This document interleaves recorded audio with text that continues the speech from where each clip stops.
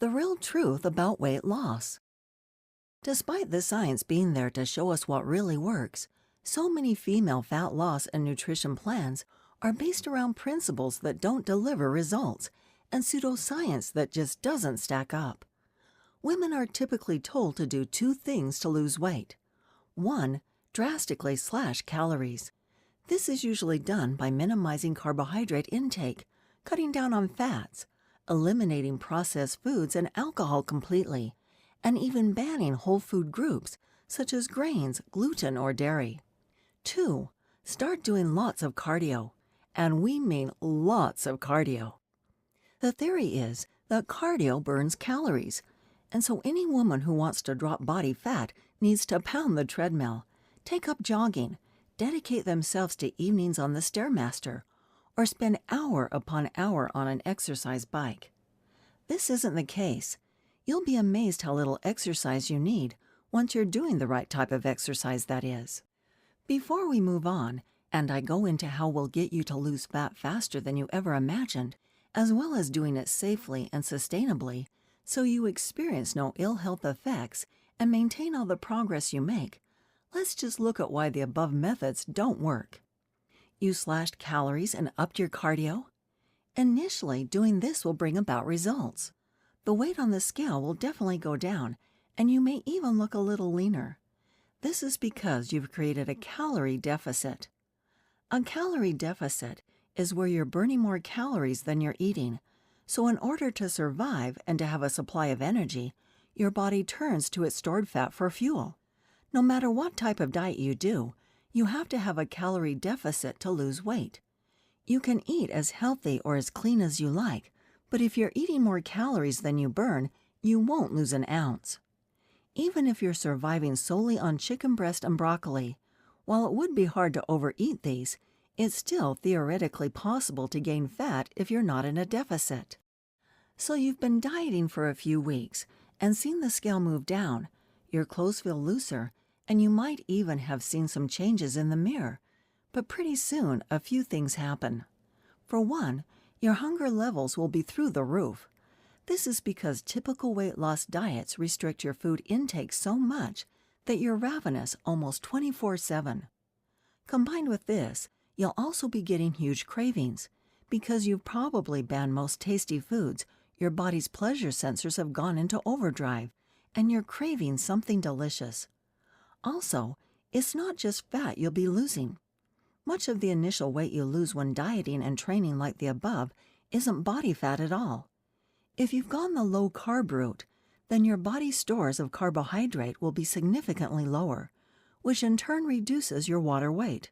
Plus, because you're in such an aggressive calorie deficit, your body can only burn fat at a certain rate. And so instead of relying on fat for fuel, it's burning up muscle too. Now you might be wondering why muscle matters if you don't want to be a bodybuilder, but we'll cover that very soon. First, I want to talk a little more about how detrimental the common way of doing things is. So your diet's not going great, but how about the training? Cardio is fine for burning calories, but what you'll notice is that pretty soon your calorie burn per session starts going down. Even if you try to work harder, you won't be getting the same results, and you have to go longer and longer to get it back up. This is because subconsciously, your body is trying to save energy, so driving your calorie burn down. Unfortunately, while often deemed safer than weights, this isn't true either. Cardio, especially impact activities like running, can create huge stress on your joints and lead to injuries, particularly overuse injuries such as tendinitis. Let me ask you this too. Do you enjoy cardio? I know they talk about runner's high, but apart from that, it's pretty boring, right? Even if you put a podcast on or watch something on the TV, it's not the best way to get your aggression out, relieve stress, and really make you feel like you're working hard and blitzing that stubborn body fat either, is it?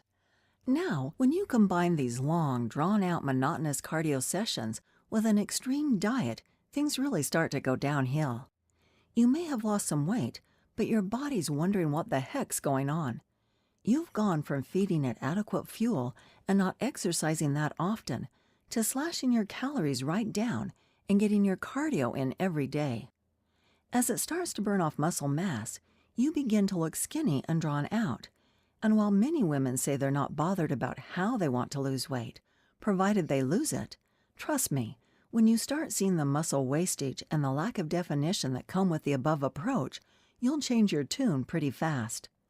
The longer you diet like this, the slower your results get. Why?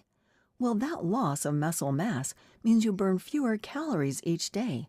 And by burning fewer calories, the size of your deficit reduces, meaning weight loss slows. To get around this, you have to eat less than you are at the moment. But remember those cravings? Well, they kick in hard, and it becomes almost impossible to stick to your plan. When the results are coming fast, depriving yourself and eating your same old bland, boring foods is bearable. But when the results aren't there, it gets so much harder. To combat such a drop in calories, your body also fights back with its survival mechanism.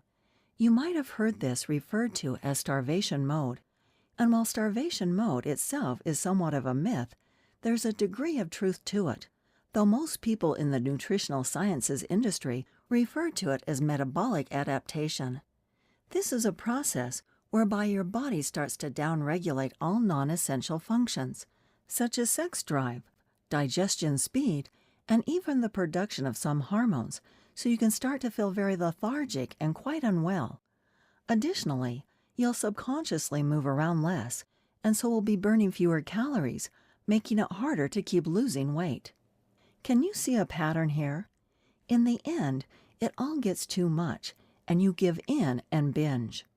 Maybe you're out for a meal with friends, intend on having a plain steak or a chicken salad, but spy the burger and fries on the menu and just can't resist, so you have this. It tastes so good, and you figure that you've blown your diet anyway, and so you go on to have dessert, wine, and then chocolate when you get home. And before you know it, you've eaten a week's worth of calories in just a few hours, and then you feel guilty. This guilt starts to form part of a vicious cycle, whereby you think to get back on track, you need to be even more extreme than you were before, with more cardio and less calories. But the same thing happens again, only this time the binge comes sooner. Each and every time you do this, you're making future fat loss progress harder and harder, as you're playing Russian roulette with your metabolism. You make your physique worse too, as you lose a combination of muscle mass and body fat during the diet, but put back on solely fat, no muscle when you binge or overeat.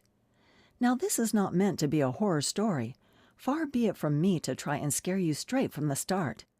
But I wanted to include this to outline how the way most women are told to eat and train to lose weight is just downright wrong.